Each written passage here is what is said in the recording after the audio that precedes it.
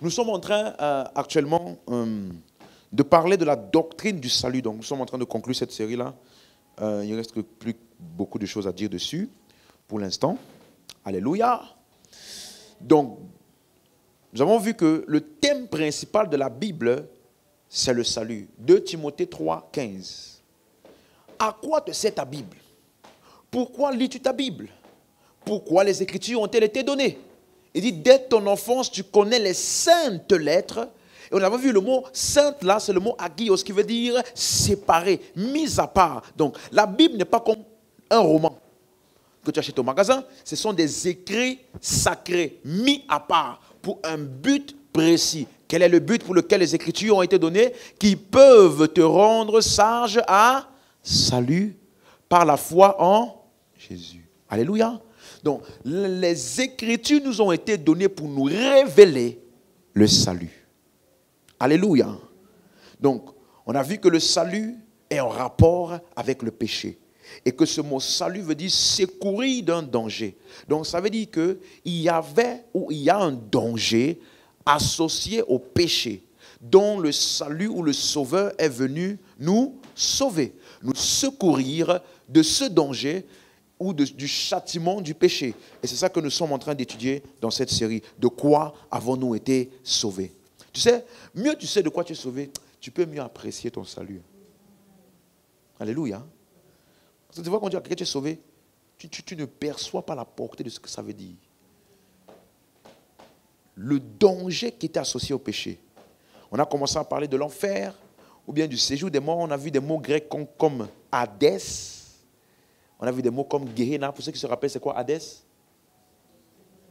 Le séjour des morts, qui est le lieu, avant la résurrection de Jésus, qui allait là-bas? Tout le monde, n'est-ce pas? Il y avait combien de compartiments dedans? Le premier compartiment est appelé comment? C'est bien, c'est bien. Donc, dans le séjour des morts, avant la résurrection, il y avait 2 compartiments. Aujourd'hui, qui est dans le séjour des morts aujourd'hui? Hein? Les incroyants. D'accord. Et les croyants sont où? Hein? Même les morts. Donc quand un chrétien meurt, il va où?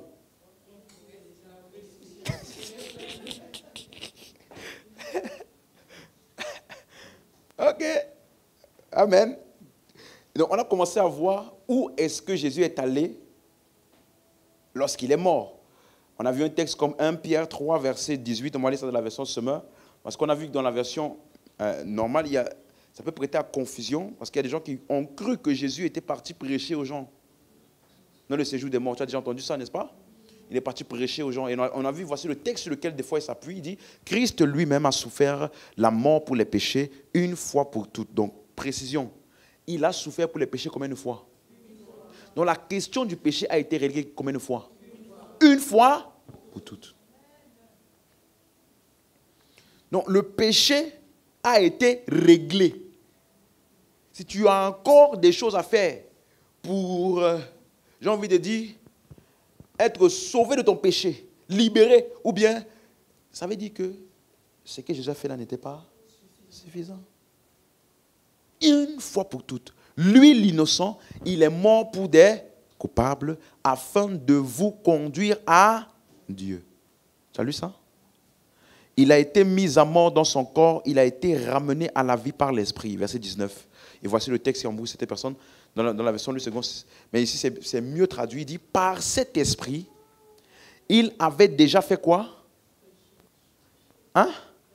Prêcher aux hommes maintenant prisonniers du séjour des morts, qui autrefois s'étaient montrés rebelles. Donc, il n'est pas allé dans le séjour des morts prêcher. Il est en train de dire ici que les hommes qui sont prisonniers maintenant dans le séjour des morts, là, ce sont les personnes qui se sont montrées rebelles. C'est ça? À la prédication qui avait été faite, quand, verset 20, alors que Dieu faisait preuve de patience, quand, pendant que Noé construisait le bateau. C'est clair? Donc, il est en train de dire que les gens, parmi les gens qui sont prisonniers dans le séjour des morts aujourd'hui, il y a qui? toutes les personnes qui, au temps de Noé, n'avaient pas cru en la prédication de Noé, que Noé avait faite par l'Esprit. Parce que Noé, la Bible dit, il était un prédicateur de la justice. Et la Bible dit que tous les hommes, les prophètes, ils ont prophétisé avec l'Esprit de Christ qui attestait d'avance les souffrances de Christ et la gloire dont elles seraient suivies. Alléluia. Donc, ça fait référence au fait que ce sont des personnes, qui n'avaient pas cru. Alléluia. Et donc, on a commencé donc, depuis la semaine passée à voir ce qu'on appelle le jour du Seigneur. N'est-ce pas? Où certains disent, le jour du Seigneur viendra comme un voleur dans la nuit. Si Jésus revient aujourd'hui, est-ce que ta vie, est-ce que tu es prête? Est-ce que tu t'es préparé? Est-ce que tu as arrangé ta vie? On ne sait ni l'heure ni le jour. Jésus revient bientôt. Et du coup, certains chrétiens vivent avec une peur. Une peur dès qu'on dit enlèvement, dans le cœur de certains, ça fait dougoum, dougoum, dougoum, dougoum, dougoum, dougoum. Et maintenant, les vidéos que tu vas voir sur Facebook, sur YouTube, ou dans les films, là, ça ne va pas t'aider. Hein? Quelqu'un, choum, il a disparu. Choum, il a disparu. Choum. Et souvent, là, il laisse le pasteur. Tout le monde de l'église disparaît, le pasteur reste. Pourquoi le pasteur doit rester? Oh. Alléluia. Donc, ces vidéos-là n'aident pas. Ça peut être demain. Ça peut être après-demain. Regardez, 1 Thessaloniciens 5, verset 1, où ce texte-là parle de ce que certains utilisent. Il dit, pour ce qui est des moments et des temps, vous n'avez pas besoin, frères, qu'on vous en écrive. Donc ici, il commence à parler aux frères. Il dit que quand il s'agit des temps et des moments, vous là, vous n'avez même pas besoin qu'on vous écrive. Pourquoi? Verset 2. Car vous savez. Donc les frères ne sont pas ignorants. Ils savent que le jour du Seigneur viendra comme un voleur dans la nuit. Suivez bien. Vous, frères, vous n'avez pas besoin qu'on vous écrive parce que vous savez. Vous savez que ce jour-là, ça va venir comme un voleur dans la nuit. Comment? La suite. Quand les hommes, il n'a pas dit comme vous. Donc il y a les frères et il y a les hommes qui vont dire paix et sûreté. Donc ils vont vivre de manière inconsciente. Alors une ruine soudaine les surprendra. Comme les douleurs de l'enfantement surprennent la femme enceinte et ils n'échapperont point. Ruine soudaine là, ce n'est pas pour les chrétiens. On a déjà vu ça ensemble, n'est-ce pas? Donc, ça veut dire que le jour du Seigneur va venir comme une surprise pour certains types d'hommes. Ceux qui disent paix et sûreté. Quelqu'un comprend? Donc, il y a les frères et puis il y a les hommes. La suite. Ça va devenir clair maintenant ici. Mais vous. Donc, ça veut dire que vous n'êtes pas les hommes là. Hein? Les hommes vont dire paix et sûreté. Et la ruine va les surprendre. Mais vous, frères, donc vous n'êtes pas les hommes là. Parce que vous, frères, vous n'êtes pas dans les ténèbres. Pour que ce jour vous surprenne comme un... Donc, le jour du Seigneur viendra comme un voleur dans la nuit. Ça s'adresse à qui? Aux hommes qui ne sont pas les frères. Vous n'êtes pas dans les ténèbres. Donc, le jour du Seigneur va surprendre tous ceux qui sont dans les ténèbres. Mais vous, frères, vous n'êtes pas dans les... Quelqu'un comprend? La suite. Vous êtes tous quoi? D'ailleurs, moi, je suis enfant de lumière. Je suis enfant du jour. Dit, je ne suis pas de la nuit. Ni des ténèbres. Donc, le jour du Seigneur qui vient comme un voleur dans la nuit, ça ne parle pas de toi. Parce que toi, tu es du jour, toi, tu es de la lumière. Donc, ça veut dire que, en ce qui te concerne, toi et moi, nous saurons. C'est pas, j'allais au marché, aller faire mes courses à Carrefour, et puis, fiou, il est disparu. Nous saurons. Parce que nous ne sommes pas dans les ténèbres. Et nous ne sommes pas de la nuit. ça surprendra qui? Les hommes qui sont dans les ténèbres. Donc, ceux qui ne sont pas en Christ. C'est clair, c'est clair, c'est clair? La suite. Donc, il dit maintenant, comme tu sais ça, ne dormons donc point comme les autres, mais veillons et soyons sobres. La suite. Car ceux qui dorment, dorment quand? La nuit. Et ceux qui s'enivrent quand?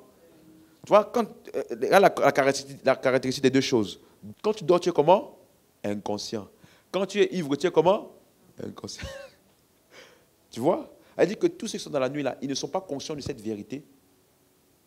Du fait que cette terre-là, un jour, ça va finir. Ils dorment, ils vivent comme s'ils ne sont pas conscients de ça. Elle dit que quand tu regardes leur vie, il n'y a aucune activité, ni aucune chose qui est en rapport avec ce temps et ces moments. Parce qu'il dit pour vous, frères, vous savez. Donc, ne vous comportez pas comme les gens qui ne savent pas les temps et les moments. Ne dormons pas, parce que ceux qui dorment, c'est ceux de la nuit qui dorment et qui s'enivrent. Nous, nous sommes du jour. Donc, nous vivons une vie avec une conscience d'un événement que nous savons qui arrivera et dont nous en sommes pleinement conscients. Alléluia, la suite. Mais nous qui sommes du jour, soyons sobres, ayant revêtu la cuirasse de la foi et de la charité, ayant pour casque l'espérance du salut. Tu vois? Donc, l'espérance du salut, ça parle de ce jour-là, où la ruine soudaine en prendra les hommes, atteindra plusieurs, nous serons sauvés. Nous avons cette espérance et nous vivons avec l'espérance, la conscience de ce jour-là. Quelqu'un comprend? Quelqu'un comprend? Donc, le chrétien qui n'a pas ça en tête, il dort. Il dort. Alléluia. Maintenant, regardez la partie que j'aime. Verset 9. Car Dieu ne nous a pas destinés à mais à l'acquisition du salut par qui? Par notre Seigneur. Donc, ta destination, ce n'est pas colère. Tous les textes qu'on avait vus la dernière fois, le jour du Seigneur, la vengeance du Seigneur, le jour de colère, ça ne parle pas de toi.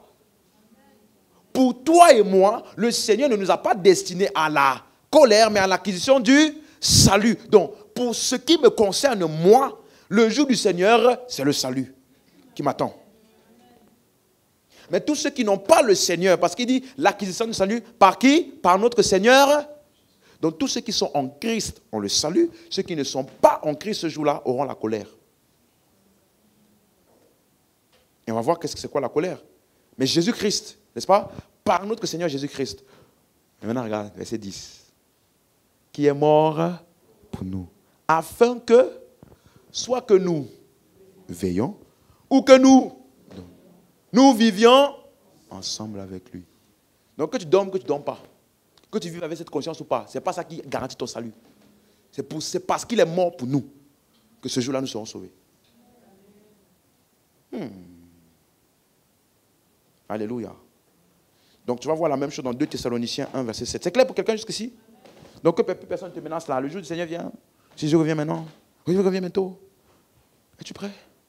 Es-tu prêt? As-tu préparé ta vie? Mon frère, ma soeur, on ne sait jamais. Ah, toi, tu n'as pas fait les églises. Oh, tu sais comment nous a menacé ça là? Elle dit, tu rentres le soir. Tu ne sais même plus quelle direction du train tu dois prendre. Tellement que on t'a. Parce que tu sais que tu es encore en train de lutter avec certains péchés là. Donc tu vois, ah Seigneur Jésus, ne reviens pas maintenant. Attends un peu. Je suis encore en train de galérer là. Ce n'est pas ton œuvre qui te qualifie. C'est son œuvre. Il est mort pour nous. Afin que nous ayons l'acquisition du salut. Maintenant, regarde. L'apôtre Paul, il explique mieux ce qu'il a expliqué plus tôt en disant « Et de vous donner à vous qui êtes affligés du repos avec nous, lorsque le Seigneur Jésus fera quoi? Apparaîtra. » Donc ce jour-là, c'est une apparition du Seigneur. Il apparaîtra d'où? Du ciel, avec les anges de sa puissance. Qu'est-ce qui va se passer la suite? Au milieu d'une flamme de feu. Pour faire quoi? Punir ceux qui ne connaissent pas Dieu. Qui sont ceux qui ne connaissent pas Dieu? Ceux qui n'obéissent pas à l'évangile. Donc, ce sont toutes les personnes qui n'ont pas cru. C'est clair maintenant pour quelqu'un? La suite. Ils auront pour châtiment une ruine éternelle. Maintenant, suis bien. Où? Loin de la face du Seigneur et de la gloire de sa force. Donc, la destruction que vont expérimenter les incroyants, c'est l'absence de Dieu. Parce que lorsque la puissance de Dieu est présente, elle amène le salut. Donc, ce qu'on appelle la colère de Dieu, c'est son absence. C'est le fait qu'il n'est pas là. Parce que si Dieu est là, il y a le salut. C'est clair maintenant pour quelqu'un? Loin de la face du Seigneur.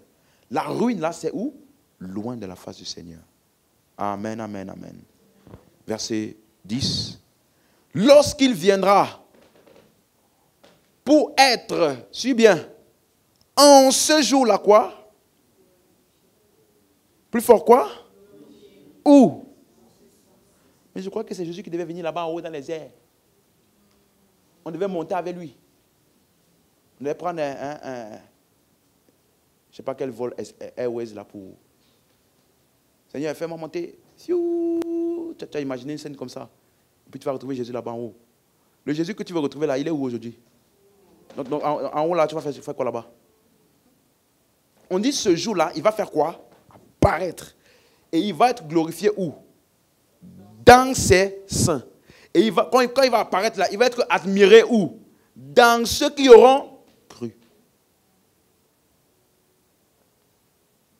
Et tu vois que ces deux événements sont ensemble. C'est pas genre, il va avoir la venue du Seigneur, l'apparition du Seigneur, et puis les incroyants vont rester sur la terre pour souffrir grande tribulation. Tu as lu? La venue du Seigneur, glorifié dans les saints, ruine éternelle pour ceux qui n'ont pas cru. C'est fini. Il n'y a rien après. Amen. Hein? Ok. Donc, il y a ceux qui croient et ceux qui ne croient pas en l'évangile. Voilà la seule démarcation. Amen, amen, amen. Et donc, quand on a donc vu le jour du Seigneur, on a commencé donc à voir également une chose importante, qui est que les œuvres des croyants seront jugées. Quelqu'un se rappelle de ça? Le tribunal de Christ. Ça veut dire que ce même jour-là, il y aura aussi un jugement pour les œuvres des croyants. Pas toi, mais tes œuvres. Et Paul appelle ça dans 1 Corinthiens 3, verset 10. Il dit, selon la grâce de Dieu qui m'a été donnée, j'ai posé le fondement comme un sage architecte et un autre a bâti dessus. Mais que chacun prenne garde. Dis avec moi, chacun prenne garde. Donc c'est la responsabilité de chacun de prendre garde à la manière dont il bâtit dessus. Car personne ne peut poser un autre fondement que celui qui a été posé, à savoir Jésus-Christ. Or, si quelqu'un bâtit sur ce fondement avec de l'or, l'argent, des pierres précieuses, du bois, du foin, du chaume, l'œuvre de chacun sera manifestée. Aïe, aïe, aïe. Car le jour la fera connaître parce qu'elle se révélera dans le feu. Et le feu éprouvera ce qu'est l'œuvre de chacun. Donc, pour ne pas revenir sur toute l'explication que j'ai faite, on a vu que le feu ici n'est pas littéral. C'est une symbolique du jugement. Ça veut dire que les œuvres des uns et des autres seront jugées. Et au verset 14, il dit, si l'œuvre bâtie par quelqu'un subsiste, il recevra une récompense. Et si l'œuvre de quelqu'un est consumée, il perdra sa récompense. Pour lui, il sera sauvé, mais comme au travers du feu. Ça veut dire que l'œuvre de chacun sera pesée, jugée. Et donc, il y a des œuvres qui subsisteront. Pourquoi? Parce qu'elles ont été bâties sur le fondement, qui est Christ. Et d'autres, leurs œuvres ne subsisteront pas. Ils perdront leur récompense. Donc, ce n'est pas comme s'il y aura un vrai feu qui va venir consumer tes œuvres. Non. Ça veut simplement dire que cette œuvre-là n'a pas passé le test du jugement. Elle n'a pas été jaugée comme une œuvre qui mérite une récompense. Donc, lorsque ça va passer devant le tribunal de Christ, et je t'ai dit le mot tribunal de Christ, ça c'est le mot grec bima, qui est exactement comme ce qui se passe aux Jeux Olympiques. Tu vois, il y a première place ici, deuxième place ici, et celui qui est un peu plus bas là. Et on vient leur donner des médailles, n'est-ce pas, des récompenses en fonction de leur performance, n'est-ce pas? Et donc, tu vas voir que ce jour-là, chacun d'entre nous ici, il dit les œuvres de certains sont comme l'or, l'argent et les pierres précieuses. Ça, ce sont des matériaux qui ne sont pas combustibles. Maintenant, il dit pour les autres, là, c'est le bois, le foin, le chaume. Ce n'est pas littéral. C'est pour dire que les œuvres de certains vont ils ont pris garde à bien bâtir et à bien faire que leur œuvre soit sur le fondement. Quelqu'un comprend? Et le fondement, c'est qui? Christ. Donc, assure-toi que tout ce que tu fais sur la terre est en rapport avec l'œuvre de Christ. Donc, personne ne sera récompensé parce qu'il a eu un très bon travail sur la terre. Personne. Ou bien parce qu'il a réussi sa vie. C'est ce que tu as fait en rapport avec l'œuvre de Christ pour son plan sur la terre qui est digne de récompense. C'est clair pour quelqu'un? Donc, que chacun prenne garde à la façon dont il bâtit dessus. Amen, amen, amen. Donc, aujourd'hui, je vais m'attarder sur... pour terminer, ici, il dit, il perdra. Ça veut dire qu'il y a des gens qui perdront la récompense. Hein. Ça veut dire que tu vas voir que la médaille, c'était pour moi. J'étais censé avoir ça, mais ce n'est pas moi. Mais tu es au ciel. Alléluia. Donc, vis pour les choses qui comptent. Amen, amen. Donc, toujours pour continuer, on a vu le terme « une ruine éternelle ». Et beaucoup de personnes, à cause de ce terme-là, ont pensé que ça voulait dire quelqu'un qui va souffrir éternellement. Quelqu'un comprend? On va étudier ce texte-là rapidement. Daniel chapitre 12, versets 1 et 2. Daniel chapitre 12, versets 1 et 2. En ce temps-là, se lèvera Michaël. Donc c'est Daniel qui donne une prophétie. Hein. Regarde à quelle époque Daniel donne cette prophétie. C'est extraordinaire. Des milliers d'années avant le Seigneur, avant la venue de l'incarnation, il avait déjà prophétisé de la fin et du jugement dernier. Il dit, en ce temps-là se lèvera Michaël, le grand chef, le défenseur des enfants de ton peuple, et ce sera une époque de détresse telle qu'il n'y en a point eu de semblable depuis que les nations existent jusqu'à cette époque. En ce temps-là, ceux de ton peuple qui seront trouvés inscrits où? Dans le seront sauvés.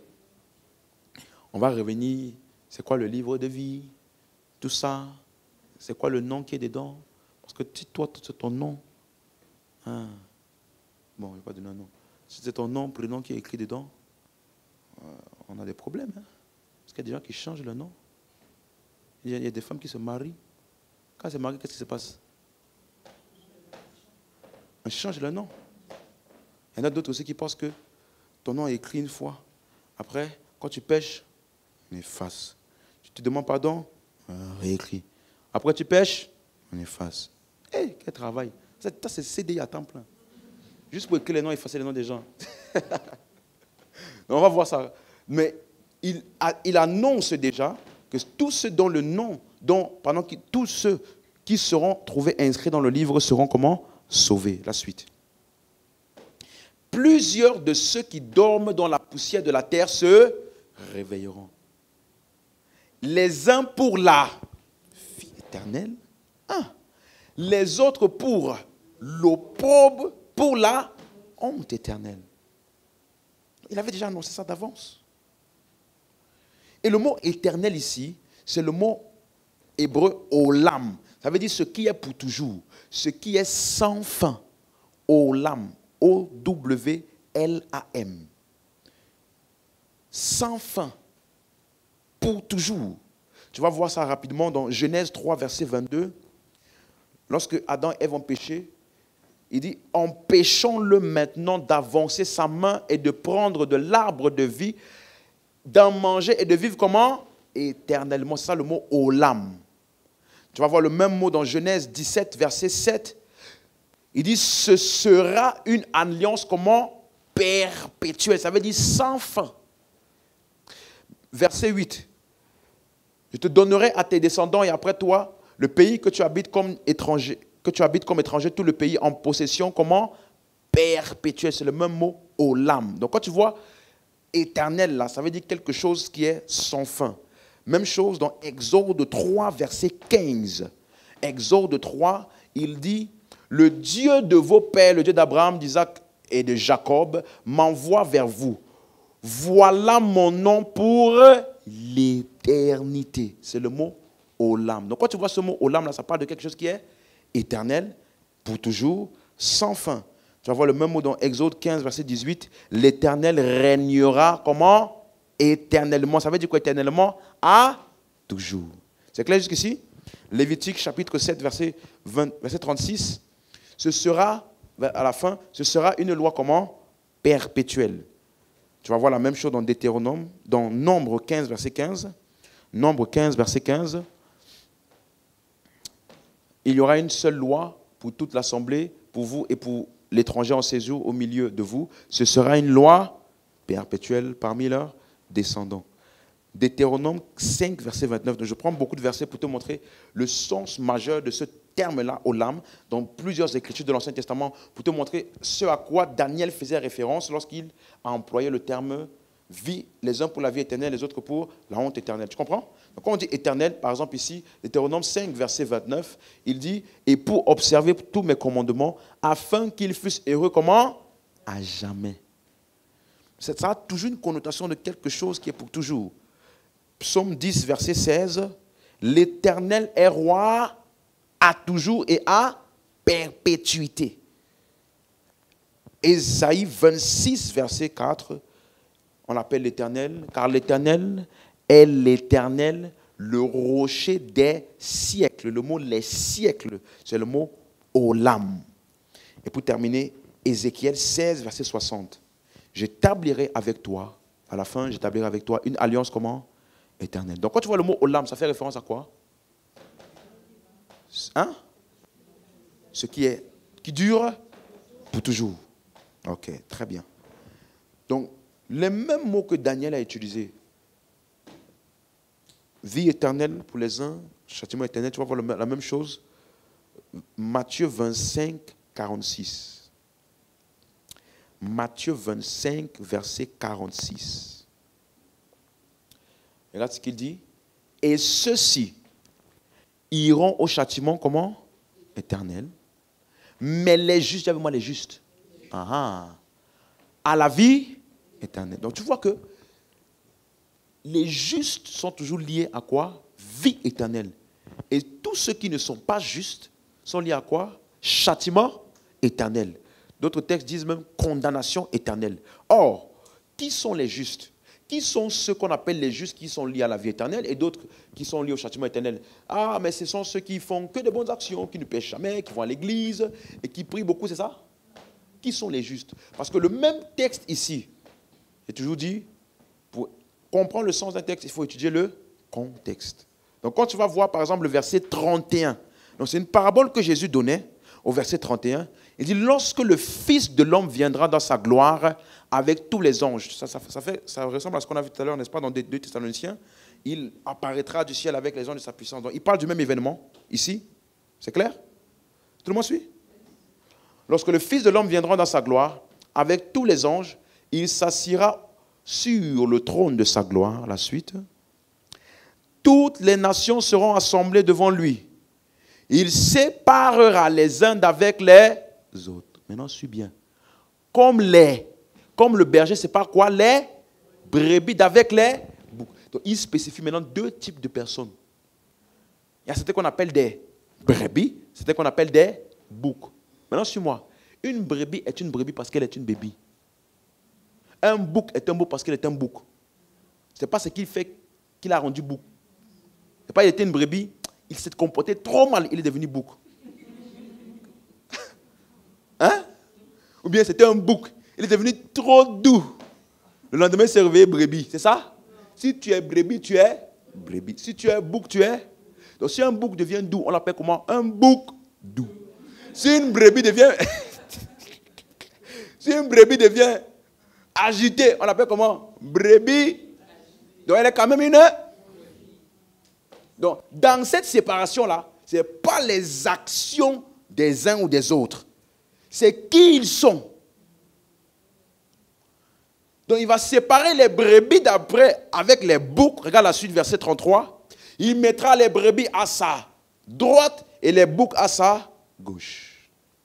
Donc, tu dois te poser la question, qui sont les brebis? Qui sont les boucs? La meilleure personne pour nous répondre, c'est celui qui parle. Jésus. Jean, chapitre 10, verset 25. Amen, amen. Jean, chapitre 10, verset 25. Jésus leur répondit, je vous l'ai dit et vous ne? Donc il parlait à qui? Hein? À des incroyants? Il dit les gens à qui il s'adressait ne croyaient pas en ce qu'il est. Merci. Les œuvres que je fais au nom de mon Père rendent témoignage de moi. On a lu ça tout à l'heure, la suite. Mais vous ne croyez. Suis bien. Pourquoi? Parce que vous n'êtes. Donc, ce qu'on appelle des boucs, c'est qui? Ceux qui ne croient. Parce que ce qu'on appelle les brebis, c'est celles qui ont cru. Tu ne crois pas? Parce que tu n'es pas brebis. Si tu étais brebis, tu aurais cru. Parce que la caractéristique des brebis, c'est qu'elles ont cru. Maintenant, regarde comment il va t'expliquer les deux versets là. Verset 27. Mes brebis entendent ma voix. Je les connais. Elles me suivent. Pourquoi? Verset 28. 1, 2, 3, go.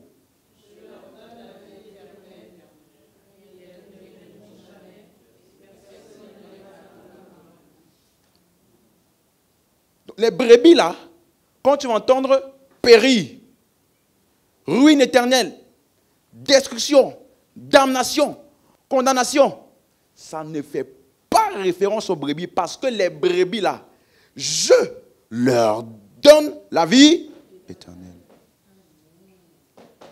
Elles ne périront. Ça veut dire que même si la perdition veut venir vers eux, ça va rebrousser chemin. Vous êtes trompés de destinataire. Ici, là, il n'y a que vie éternelle.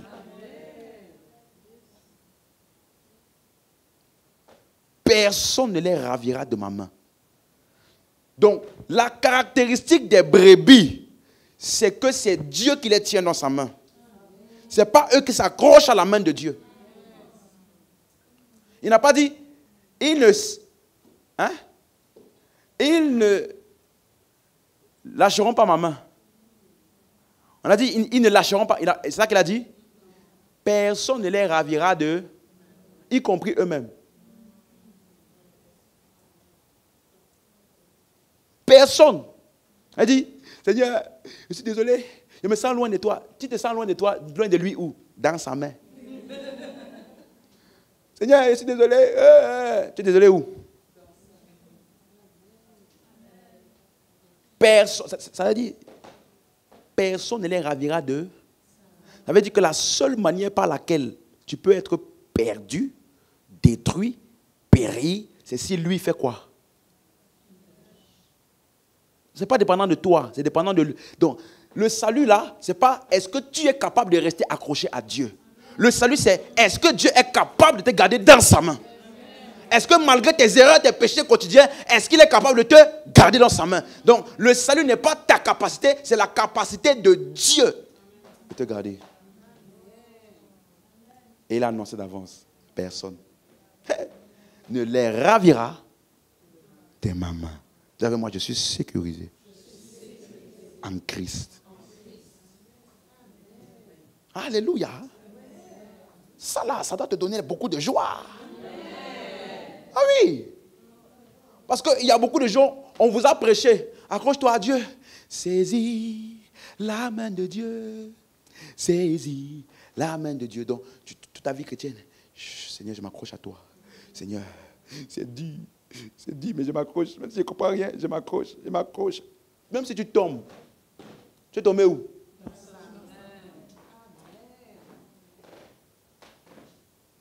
Il y en a parmi vous aussi. Il y a des moments même, vous êtes arrivé à un moment où vous avez dit, franchement, j'en ai marre. Chose de Dieu là, vie chrétienne là. Ah, tu t'es un peu délaissé. Quand tu t'es délaissé là, tu es où aujourd'hui?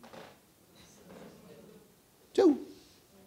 Dieu n'a jamais cessé de te garder dans sa main et de travailler activement pour te ramener à de bons sentiments à son égard. Mais durant tout ce processus-là, ce n'était jamais hors de lui. Jamais. Donc, ce n'est pas toi qui tiens Dieu. C'est Dieu qui te tient. C'est clair pour quelqu'un jusqu'ici? Donc Dieu dit, il dit, je leur donne la vie éternelle. Donc qui sont ceux qu'il appelle les brebis? Ceux qui ont cru et à qui il a donné la vie éternelle. Amen. Donc quand je vais voir châtiment, condamnation, ça parle des brebis? Ça parle de qui? Des boucs. Or, c'est quoi la différence entre un bouc et une brebis? La brebis a. Le bouc n'a pas cru. C'est tout. Alléluia. Donc, toujours dans ce terme châtiment éternel ou condamnation éternelle, Jean 5, verset 28. Ne vous étonnez pas de cela, car l'heure vient où tous ceux qui sont dans les sépulcres entendront sa voix et en sortiront. La suite. Ceux qui auront fait le bien ressusciteront pour la vie. Ceux qui auront fait le mal ressusciteront pour le... Ma question est, c'est quoi faire le bien? Non, parce que tu peux lire ça, tu penses qu'il est en train de dire, ceux qui ont fait des œuvres de charité, qui ont donné à manger aux pauvres. Tu ne peux pas comprendre ça hors de ce qu'il a enseigné. Parce qu'avant d'arriver au verset 29, il avait déjà dit au verset 24. Au verset 24, tu peux me mettre le verset 24 s'il te plaît? Au verset 24 qu'il avait dit, en vérité, je vous le dis, celui qui... Et qui fait quoi? Et qui croit à celui qui m'a envoyé, qu'est-ce qu'il a? Il a la vie éternelle. Donc, vie éternelle, là, c'est le résultat de quoi? Et il ne vient point en jugement. Mais il est passé de la mort à la vie. Donc maintenant, quand tu arrives au verset 29, et qu'il te dit que tous ceux qui étaient morts là, ils vont tous ressusciter, et que les uns vont ressusciter pour la vie, et les autres vont ressusciter pour le jugement, faire le bien et faire le mal ici, ça veut dire quoi? Celui qui a écouté et qui a cru, celui qui a écouté et qui n'a pas cru. Donne-moi la main si tu as compris. Ok? Donc, il y a une résurrection. Donc, croyants ou incroyants qui sont morts, tout le monde va ressusciter. Mais on ne va pas tous ressusciter pour la même destination. Dans la version Martin, il dit même, au lieu de dire ressusciter pour le jugement, il dit une résurrection de condamnation. Tu as lu? Donc, si tu reviens dans Daniel 12, verset 2, c'est clair maintenant pour quelqu'un? Donc, quand Daniel a prophétisé ça, plusieurs de ceux qui dorment dans la poussière de la terre, bon, dormir dans la poussière de la terre, vous comprenez ce que ça veut dire, n'est-ce pas? Les morts. Ils se réveilleront. Les uns pour la vie éternelle et les autres pour la honte éternelle. C'est clair? C'est clair de qui ça parle? Ok. Un autre texte où tu vas voir ce mot condamnation, là, c'est Marc 3, 29. Marc 3, 29, version Martin. Tu vois, j'aime cette série parce que ça me permet de toucher beaucoup de choses. Toutes les choses qu'on t'a menacées avec là, il faut que tu écoutes. Parce que voici une autre chose qu'on nous a menacée. Mais quiconque aura blasphémé contre le Saint-Esprit, tu connais le péché impardonnable? Tu as déjà parlé de ça? Péché impardonnable? Parce que Jésus a fait un miracle, on a dit qu'il a fait le miracle là au nom du Belzébul. Donc chaque fois que tu as appelé l'action de l'Esprit de Dieu, du diable, tu as commis un péché impardonnable. Si c'était ça le péché impardonnable là, ce que nous tous, on est fichus.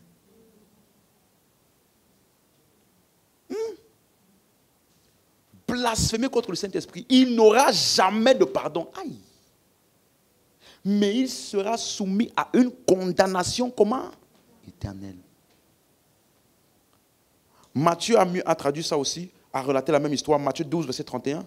C'est pourquoi je vous dis, tout péché et tout blasphème sera pardonné aux hommes, mais le blasphème contre le Saint-Esprit ne le sera point. La suite. Quiconque parlera contre le Fils de l'homme, il lui sera pardonné. Mais quiconque parlera contre le Saint-Esprit, il ne lui sera pardonné ni dans ce siècle, ni dans le siècle à venir. My God. Tu sais, dans l'époque, j'enseignais. Le Père, il laisse passer. Si tu parles contre le Père, ça va. Il n'est pas trop sensible. Lui, il n'est pas offensable facilement comme ça. Tu parles contre le Père, ce n'est pas grave. Tu parles contre le Fils, il laisse. Il est mort pour toi, c'est ce qu'il nous disait. Il est mort pour toi, donc il laisse. Mais si tu parles contre le Saint-Esprit, c'est le chouchou de Dieu. Seigneur. Ils nous ont le Saint-Esprit, c'est le précieux, lui, là, il ne faut même pas le toucher. Si tu parles un peu, il va bouder. Attention, Saint-Esprit. Saint-Esprit dans la salle. Plus de mouvement. Monsieur, tu vas à la toilette? Jamais. Toi, tu n'as pas fait ça? Tu n'as pas fait ça? Il ne faut jamais parler contre le Saint-Esprit. Sinon, tu vas un enfer terrible. Blasphème contre le Saint-Esprit. Qu'est-ce que ça veut dire? Le mot blasphème, là, déjà, c'est le mot blasphémos. En grec, ça veut simplement dire parler contre. Donc, quand on dit même blasphème contre le Saint-Esprit, en fait, c'est une redondance. Parce que blasphémer veut déjà dire parler contre. Donc, quand on dit blasphème contre le Saint-Esprit, c'est une redondance. Mais on va voir quel est le rôle du Saint-Esprit.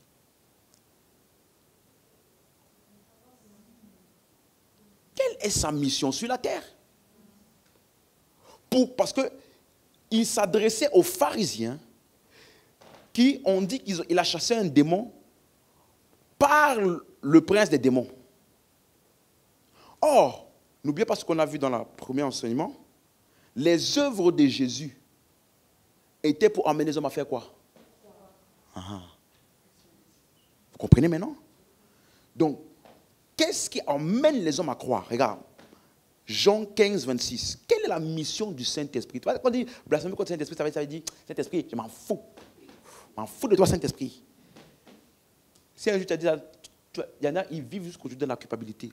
Parce qu'un jour, ils ont dit ça. Toute leur vie chrétienne. C'est-à-dire, ça fait même 50 ans qu'il est chrétien. Il dit, un jour, en 1950, j'avais dit, je m'en fous, Saint-Esprit. Et pour toi, cet esprit-là, pourtant, le fruit de l'esprit, c'est l'amour, la patience, le pardon, tout ça là. Mais le Saint-Esprit lui-même, là, il boude. Il boude. Il ne laisse pas. Ça fait 50 ans qu'il ne t'a pas pardonné. Mais il veut que tu manifestes le fruit de l'esprit qui est l'amour, qui pardonne tout, qui excuse tout. C'est un Saint-Esprit vraiment très bizarre, ce Saint-Esprit-là. Son fruit, c'est l'amour qui pardonne tout. Mais il ne pardonne pas. Parce que ce que tu avais dit là, en 1950, tous les jours, tu commences à prier, Saint-Esprit. Désolé pour 1950.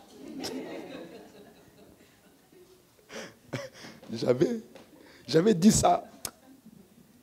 Tu sais que je n'étais pas sérieux. Pardon. Blasphème contre le Saint-Esprit. Quand le consolateur sera venu, que je vous enverrai de la part du Père, suis bien, l'esprit de vérité qui vient du Père, qu'est-ce qu'il fera? Plus fort? Donc, quelle est la mission du Saint-Esprit? Rendre témoignage de Jésus aux hommes. Donc, rejeter, blasphémer contre le Saint-Esprit, c'est rejeter Christ. Parce que sa mission, regarde, Jean 16, verset 7. Cependant, je vous dis la vérité, vous êtes avantageux que je m'en aille, car si je ne m'en vais pas, le consolateur ne viendra pas vers vous, mais si je m'en vais, je vous l'enverrai. Maintenant, suivez bien le verset 8, la suite. Quand il sera venu, qu'est-ce qu'il fera? Donc, sa mission, c'est de faire quoi? Donc, pendant que nous prêchons l'évangile et que nous parlons de Jésus aux personnes, qui accomplit l'œuvre de conviction dans le cœur? Le Saint-Esprit. Mais est-ce qu'un homme peut refuser après qu'on a prêché? Est-ce qu'il peut rejeter le message? Ça veut dire qu'il a rejeté l'action, le ministère de l'Esprit pour lui. Parce que la fonction du Saint-Esprit est de convaincre le monde en ce qui concerne le péché, la justice et le jugement. On n'a pas dit convaincre les chrétiens. Le Saint-Esprit, il m'a convaincu que j'avais péché. Tu as besoin que le Saint-Esprit te convainque? Tu n'as pas besoin. Tu es né de Dieu. Et la nature de Dieu en toi ne pêche pas, la Bible dit. Donc quand tu pêches dans ton action, il y a un répondant en toi. Ça, ce n'est pas compatible avec qui je suis. Amen. Hein? La suite. Verset 12. Regarde, j'ai encore beaucoup de choses à vous dire, mais vous ne pouvez pas les porter maintenant. La suite. Quand le consolateur sera venu, l'esprit de vérité, il vous conduira dans toute la vérité. Il ne parlera pas de lui-même, mais il dira tout ce qu'il aura entendu. Il vous annoncera les choses à venir. La suite. Regardez. Il glorifiera qui? Hein? Qui parle? Jésus. Donc quand il dit il me glorifiera, il parle de qui? Lui-même. Parce qu'il prendra ce qui est à moi et vous. Donc sa mission est de glorifier Jésus, de rendre Jésus réel dans les cœurs des hommes. Donc, blasphémer contre le Saint-Esprit, c'est rejeter Christ.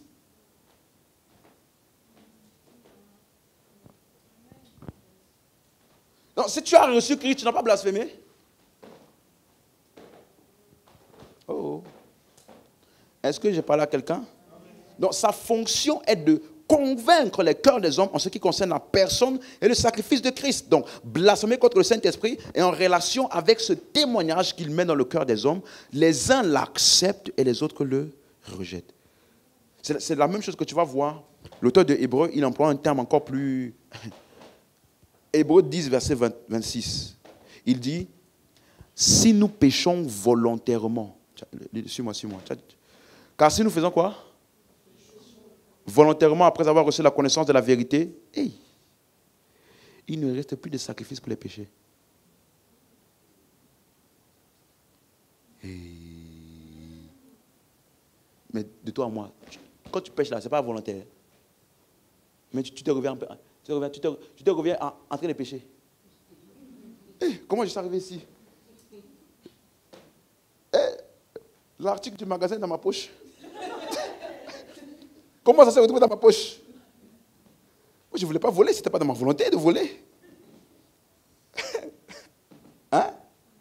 Quand tu pêches, c'est comment? Oui, tu pêches volontairement. Donc nous tous là, il n'y a plus de sacrifice pour nous.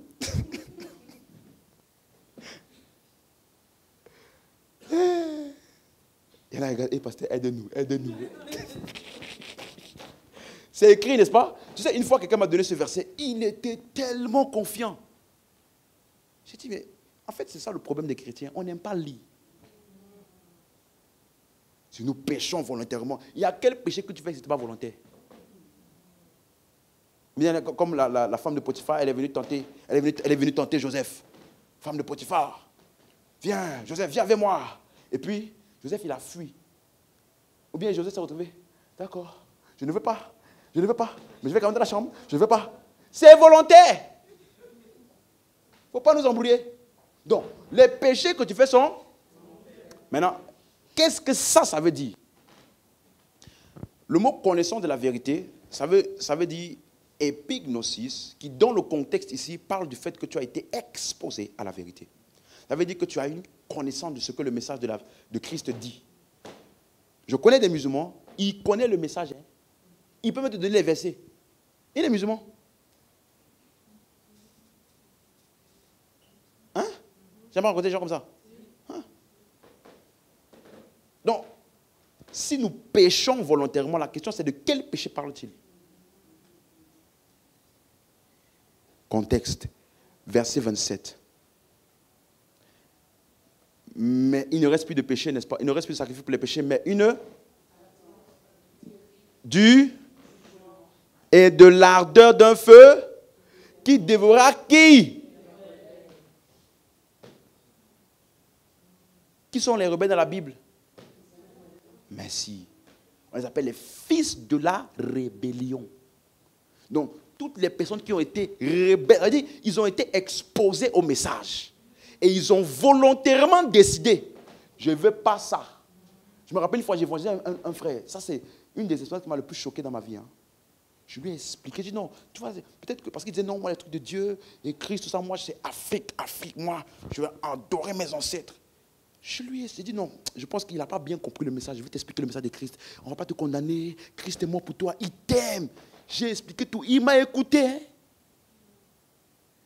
Au point où je pensais que le gars, j'étais déjà heureux dans mon cœur. À la fin, il a dit d'accord, j'ai bien compris qu'il est mort pour moi et qu'il est mort pour mes péchés. Je choisis mes ancêtres, je ne veux pas ton Jésus. J'ai dit, tu es conscient de ce que tu dis? Oui, je choisis consciemment de refuser son salut là. Je ne veux pas. J'ai dit, ouais. Il y en a, ils font semblant, mais toi... J'ai dit,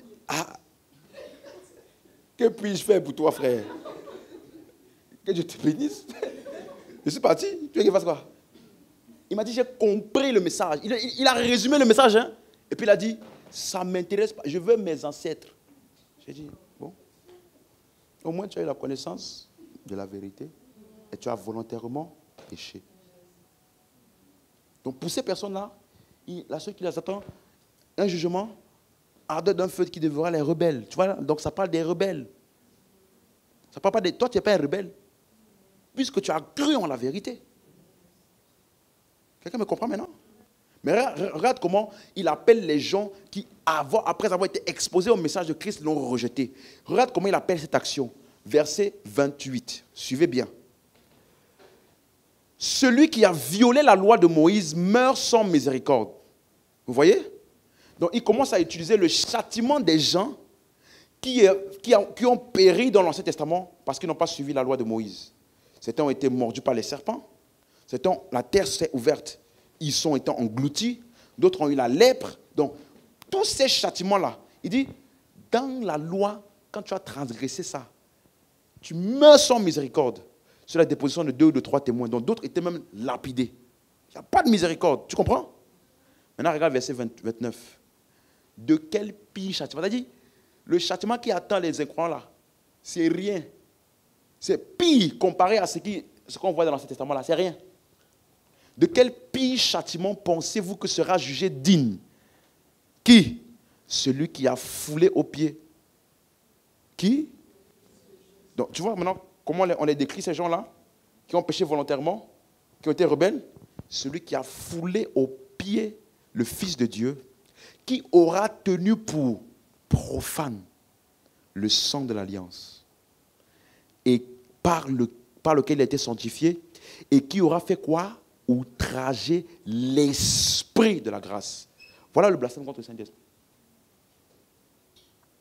Ce n'est pas le chrétien.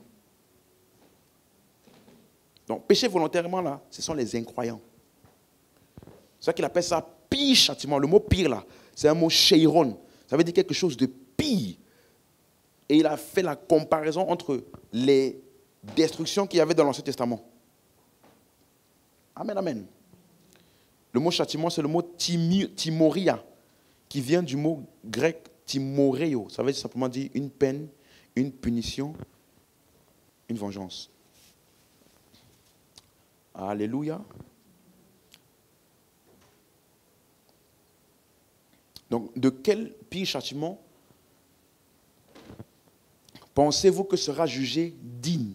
Donc, quand on met quelqu'un qui est jugé digne, c'est le mot axio en grec, ça veut dire que c'est quelque chose pour lequel tu as travaillé ou bien quelque chose que tu mérites. Donc, on a vu ça dans la justice de Dieu, le jugement de Dieu.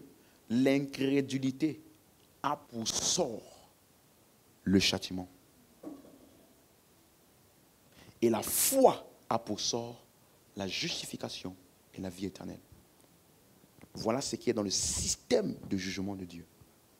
Quelqu'un comprend jusqu'ici? Donc, ils ont foulé aux pieds, ça veut dire piétiner, traiter avec dédain, comme quelque chose de naturel. Et on dit qu'il y aura outragé, c'est le mot enubrizo. Ça veut dire celui qui a insulté ou qui s'est moqué ou qui a méprisé. Donc, pécher volontairement, c'est toutes les personnes qui n'ont pas donné oreille, qui n'ont pas cru en l'œuvre de Christ, au sang de l'alliance. Ça ne parle pas de toi et moi. C'est clair pour quelqu'un? Amen. Et tu vas voir que l'auteur de Hébreux, pour bien comprendre le livre d'Hébreux, il faut savoir que c'est un livre qui s'adresse à 2 types d'audience, ou bien sinon 3. Dans la première série de Doctrine du Salut, j'avais expliqué ça, n'est-ce pas?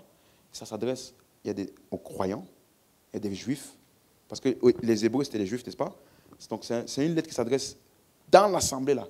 Il y avait des juifs qui étaient croyants, il y avait des juifs qui étaient non-croyants, il y a des juifs qui étaient sceptiques entre les deux. Donc quand tu vas voir des thèmes tels que « Approchez-vous avec assurance du trône de la grâce », ça ne parle pas de toi. Tu t'es approché. C'était une invitation aux non-croyants, basée sur tout ce qu'il a expliqué que Christ a fait, de s'approcher et de recevoir le Christ. Comprenez maintenant? Il y a des termes qui s'adressent aux non-croyants juifs, il leur disait, ne faites pas la même erreur que vos pères. Aujourd'hui, si vous entendez ma voix, n'endurcissez pas vos cœurs. Comme vos pères qui ont endurci leur cœur dans le désert. Vous voyez un peu? Donc il dit, ne faites pas la même erreur que ceux qui ont écouté la parole et qui n'ont pas cru. Tu vas voir par exemple ça dans Hébreux 2, verset 1. Amen, amen. Hébreux 2, verset 1. C'est pourquoi maintenant nous devons d'autant plus nous attacher aux choses que nous avons entendues, de peur que nous ne soyons emportés loin d'elles. Car si la parole annoncée par des anges a eu son effet, et si toute transgression, toute désobéissance a eu une juste rétribution, ça c'est la loi de Moïse comme on a vu tout à l'heure, n'est-ce pas? Chaque transgression, rétribution. Verset 3. Comment échapperons-nous en négligeant un si grand salut? Donc, il s'adresse aux non-croyants. Ne négligez pas le grand salut. Ça veut dire ignorer, ne pas prêter attention. Vous comprenez maintenant? Même chose dans Hébreux 3, verset 12. Prenez garde, frères, que quelques-uns de vous n'aient un cœur comment? Mauvais et incrédule, au point de se détourner du Dieu vivant. Donc, dans le livre d'Hébreux, tu vas voir, il y a des textes, ce n'est pas des croyants, les textes, ce n'est pas des non-croyants, parce que dans l'assemblée, c'était mixé. Alléluia. Verset 13. Mais exhortez-vous les uns les autres, chaque jour, aussi longtemps qu'on peut dire aujourd'hui, afin qu'aucun de vous ne s'endurcisse par la séduction du péché, car nous sommes devenus participants de Christ, pourvu que nous retenions fermement jusqu'à la fin l'assurance que nous avions au commencement, pendant qu'il est dit aujourd'hui, si vous entendez sa voix, n'endurcissez pas vos cœurs comme lors de la révolte, qui furent en effet ceux qui se révoltèrent après avoir entendu, sinon tous ceux qui étaient sortis d'Égypte sur la conduite de Moïse. Vous voyez comment il leur parle? Il utilise l'histoire de l'Égypte pour dire, ne faites pas la même erreur. Parce que lors de la sortie d'Égypte, qui sont ceux qui ont été détruits? Qui sont ceux qui n'ont pas cru? Verset 16. Qui fut ceux en effet qui se révoltèrent après l'avoir entendu, sinon ceux qui étaient sortis d'Égypte sur la conduite de Moïse? Verset 17. Et contre qui Dieu fut-il irrité pendant 40 ans, sinon contre ceux qui péchaient? C'est quoi le péché? Et dont les cadavres tombaient dans le désert. Verset 18. À qui jura-t-il qu'ils n'entreront pas dans son repos, sinon à ceux qui avaient désobéi? Or, c'est quoi désobéir? Verset 19. Aussi voyons-nous qu'ils ne purent y entrer à cause de leur incrédulité. C'est clair? C'est clair maintenant? Donc, revenons dans Marc 3, verset 28. Donc, quand on dit blasphème contre le Saint-Esprit, c'est clair maintenant? Donc, je vous dis que toutes sortes de péchés seront pardonnés aux enfants des hommes et toutes sortes de blasphèmes par lesquels ils auront blasphémé. La suite. Mais quiconque aura blasphémé contre le Saint-Esprit n'aura jamais de pardon. Il sera soumis à une condamnation éternelle. Donc le mot soumettre, là, ça veut dire énochos, ça veut dire coupable, en danger de. Et le mot condamnation éternelle, c'est un mot qui veut dire crisis. Condamnation. Et ainios veut dire éternel ou perpétuel. Donc ça veut dire que ça fait référence au fait d'être coupable parce que tu n'as pas cru. Donc, quelles sont les seules personnes qui vont périr, qui seront coupables, qui seront en condamnation éternelle? C'est qui? C'est clair pour tout le monde? Donc, ça veut dire que ce qui décrit ici, dans Marc, ça fait référence à toutes les personnes à qui on a prêché l'évangile et qui n'ont pas cru. Parce que la Bible nous enseigne, dans Luc 24, verset 47, que lorsque Jésus a parlé à ses disciples, il leur a dit et que la repentance et le pardon des péchés seraient quoi? Prêcher. Donc quand je prêche l'évangile en son nom, je suis en train de prêcher quoi? D'offrir quoi aux hommes? Le pardon des péchés. Donc quelqu'un qui rejette l'évangile, qu'est-ce qu'il est en train de faire? Il est en train de rejeter le pardon de Dieu. Et la Bible nous dit dans 2 Thessaloniciens 1, verset 9, ils auront pour châtiment une ruine, ou dans une autre version d'Arby, il dit, ils auront pour châtiment une destruction comment? Éternelle. Dans la version Louis II, il dit une ruine éternelle, loin de la face du Seigneur et de la gloire de sa force. C'est clair pour quelqu'un jusqu'ici? C'est clair? Donc, pour terminer, quand on dit donc châtiment éternel, c'est le mot aionios qui vient du mot aion. Dans certains endroits, c'est utilisé pour une période de temps. D'autres endroits, c'est utilisé pour ce qui dure à toujours. Aion, aion. Quand on dit par exemple, ne vous conformez pas au siècle présent. Siècle présent, là, ça veut dire aion. Mais c'est un mot qui est aussi utilisé pour ce qui est pour toujours. Donc, est-ce que ça parle d'une période de temps ou ça parle pour ce qui est pour toujours? Dans le cas du châtiment éternel. Pour toujours, n'est-ce pas? Parce que quand on dit vie éternelle aussi, ce n'est pas pour une période de temps. Puisqu'on a fait le contraste entre la vie éternelle et châtiment éternel. Donc si la vie éternelle n'est pas pour un laps de temps, le châtiment éternel n'est pas pour aussi un laps de temps. C'est clair pour quelqu'un jusqu'ici? Donc, ça fait référence à ce qui est éternel. Et donc, est-ce que ça veut dire que les gens vont souffrir donc pour toujours? Non. Qu'est-ce que ça veut dire?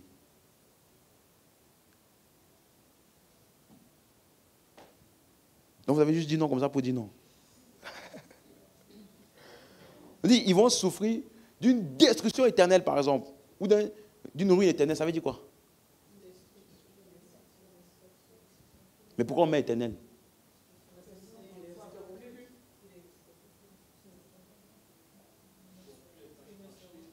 Hein? Ils pourront plus être rachetés. Ok. Donc, quand on parle de destruction éternelle, ça veut juste dire que l'effet de cette destruction est... C'est pour ça qu'on dit que c'est un châtiment qui est pire que ceux de la loi de Moïse. Parce que ceux qui ont été détruits dans la loi de Moïse, ils sont allés où? Dans le séjour? Donc ils existaient encore.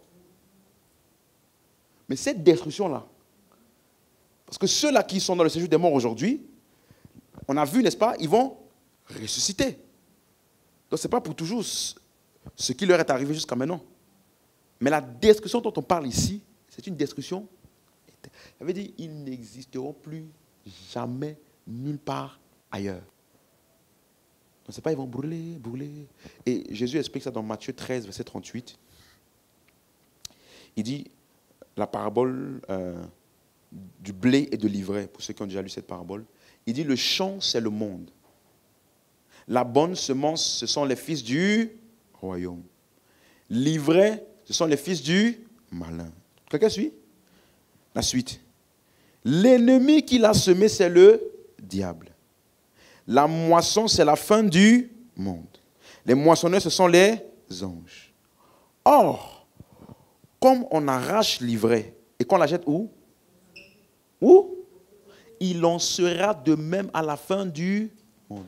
Quand tu jettes l'ivraie au feu, là, qu'est-ce que ça devient? Ça brûle, ça brûle, ça brûle, après ça revient encore pour rebrûler, encore pour rebrûler, encore. Non? Ça réduit en cendres et puis il n'y a plus rien. Donc, il dit de même, il en sera de même à la fin du monde. La suite. Le Fils de l'homme enverra ses anges qui arrachera de son royaume tous les scandales et ceux qui commettent l'iniquité. Ils les jetteront dans la fournaise ardente. Et rendez-vous vendredi, on va voir ça veut dire quoi? Il y aura des pleurs et des grincements de dents. On va voir ça vendredi. Ça veut dire quoi? Pleurs, grincements de dents là. Verset 43. Alors les justes, tu vois maintenant la différence? Les justes feront quoi? Resplendiront comme un soleil dans le royaume de leur Père. Que celui qui a des oreilles pour entendre, entende. Verset 49. Il en sera de même à la fin du monde. Les anges viendront séparer les méchants d'avec les justes. Et ils les jetteront dans la fournaise ardente où il y aura des pleurs et des grincements de dents. Donc, la parabole ici, la leçon à tirer, c'est quoi? Il y a le blé, il y a l'ivraie. Et le sort de l'ivraie, c'est de quoi? D'être jeté dans la fournaise de feu. C'est pour illustrer le fait qu'ils seront complètement détruits. Donc, quelle est la fin des incroyants? Brûler pour toujours en enfer? Non. Être totalement détruit. Clair? Et quelle est la fin des justes? La vie éternelle. Tout le monde a compris? C'est clair? On peut se lever. Alléluia. Donc, j'espère que je suis en train de bien clarifier tous ces termes-là. Hein? Le feu. Vendredi, on va voir maintenant les pleurs, grincements de dents. Mais c'est important que tu comprennes chacune de ces choses. Ruine éternelle ne veut pas dire quelqu'un qui va brûler ou qui va être en souffrance pour toujours. Il va brûler et l'effet de la destruction sera éternel. Alléluia. Amen. C'est clair pour quelqu'un? Donc nous avons été sauvés de la mort, du séjour des morts et de la ruine éternelle. Et nous avons reçu la vie éternelle en Jésus. C'est pourquoi il dit, celui qui écoute ma parole et qui croit, il ne vient point en jugement. Pardon, il a la vie éternelle et ne vient point en jugement. Mais il est passé de la mort à la vie. C'est clair pour quelqu'un? Déclare juste avec moi pour terminer. Père, Au nom de Jésus. Merci pour la vie éternelle que tu nous as offerte par ton Fils. Aujourd'hui, je crois que je suis sauvé et que j'ai la vie éternelle et que je ne viendrai point en jugement, car je suis passé de la mort à la vie. Merci Père. Juste lève la main et rends grâce à Dieu. Nous te rendons grâce. Merci pour l'excellence de ton œuvre. Nous sommes extrêmement et éternellement reconnaissants. Merci de ce que les yeux de nos cœurs apprécient de mieux en mieux ton œuvre et nous sommes reconnaissants. Au nom de Jésus-Christ. Amen. Alléluia. Donc, nous avons terminé pour le culte d'aujourd'hui. Donc, quelques annonces rapidement. Nous sommes à la fin du mois d'avril. Donc, j'annonce déjà à tous, je rappelle, le 1er, le 2 et le 3 juin, nous avons la conférence avec le pasteur Chris. J'avais déjà annoncé, n'est-ce pas?